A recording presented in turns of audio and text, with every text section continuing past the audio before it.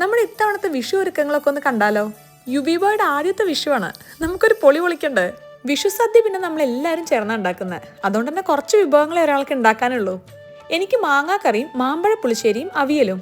ഇപ്പൊ പിന്നെ മാങ്ങയുടെ കാലാവുകൊണ്ട് നല്ല മധുരം മണമൊക്കെ ഉള്ള മാങ്ങ നമുക്ക് ഇന്ത്യൻ സ്റ്റോറിൽ നിന്ന് കിട്ടി. തോലൊക്കെ കളഞ്ഞ് കുറച്ച് വെള്ളം ഒഴിച്ച് നമുക്കൊന്ന് വേവിച്ചെടുക്കാം. അതിലോട്ട് നല്ല ശർക്കരപ്പാനി ഒഴിക്കണം, പിന്നെ കുറച്ച് നെയ്യും.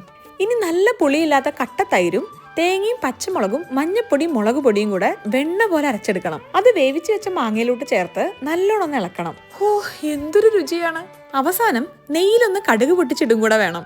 ഇത് ആരുടെ റെസിപ്പിയാന്ന് ഇപ്പൊ ഞാൻ പറയാത്തന്നെ നിങ്ങൾക്ക് മനസ്സിലായില്ലേ? അടുത്തതിനി മാങ്ങാച്ചാറ് അല്ലെങ്കിൽ മാങ്ങാക്കറി. നല്ല പുളിയുള്ള മാങ്ങ, വെളുത്തുള്ളി, പച്ചമുളക്, ഇഞ്ചി. മാങ്ങ ഇങ്ങനെ ഈ ഒരു വലുപ്പത്തിൽ മുറിച്ചെടുക്കലാണ് ഇതിൽ ഏറ്റവും വലിയ പണി. ആഹാ, 8 അളക്കുള്ള മാങ്ങാച്ചാറാണ് ഞാൻ ഉദ്ദേശിച്ചത്. ഇനിയിപ്പോ മാങ്ങാച്ചാറ് ചോറ് പോലെ വിളമ്പാം. ഇനി മാങ്ങാക്കറി ഉണ്ടാക്കുന്നത് കാണാൻ ഞാൻ ഒരാളെ ക്രാക്കർ എടുത്ത് വശീകരിച്ച് വരുത്തിയിട്ടുണ്ട്. ഇതൊക്കെ ഒന്ന് കണ്ടിരിക്കുന്നത് നല്ലതാ.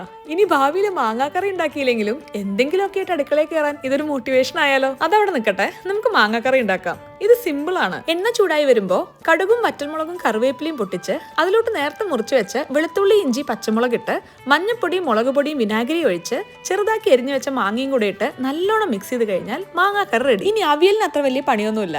ഫ്രോസൺ അവിയൽ കഷ്ണങ്ങൾ കിട്ടില്ലേ, അത് വെച്ചൊരു എളുപ്പപ്പണി പിടിക്കാം. അങ്ങനെ എന്നെ ഏൽപ്പിച്ച മാമ്പഴ പുളിശ്ശേരിയും മാങ്ങാക്കറിയും അവിയലും റെഡി. നാളെ എടുക്കാനുള്ളതല്ലേ, എന്തായാലും ഫ്രിഡ്ജിൽ വെക്കാം. പാചകം കഴിഞ്ഞ സ്ഥിതിക്ക് അടുത്ത പരിപാടി ഇനി വിഷുക്കണി ഒരുക്കൽ. എനിക്ക് ഈ ഓട്ടുപാത്രങ്ങളോട് ഒരു പ്രത്യേക താല്പര്യം കൂടുതലുണ്ട് കേട്ടോ. പലതവണ നാട്ടിൽ വന്ന് തിരിച്ചു വരുമ്പോ എന്റെ ഒപ്പം കൂട്ടിയ ഓട്ടുപാത്രങ്ങളാണ് ഈ ഒരു ബോക്സിൽ മൊത്തം. ക്ലാവ് പിടിക്കാതിരിക്കാൻ ഞാൻ എല്ലാം ഒന്നിങ്ങനെ റാപ്പ് ചെയ്ത് വെച്ചിട്ടുണ്ട്. കയ്യിലുള്ള സാധനങ്ങൾ വെച്ചും നമ്മുടെ മിനിമം അറിവ് വെച്ചും നമ്മളെ കൊണ്ട് പറ്റുന്ന രീതിയിൽ ഒരു കുഞ്ഞു കണി നമ്മൾ ഒരുക്കി. നാളെ എണീറ്റ് ഇനി ഉഷാറായി ഈ വിഷുക്കണിയൊക്കെ ഒന്ന് കാണണം.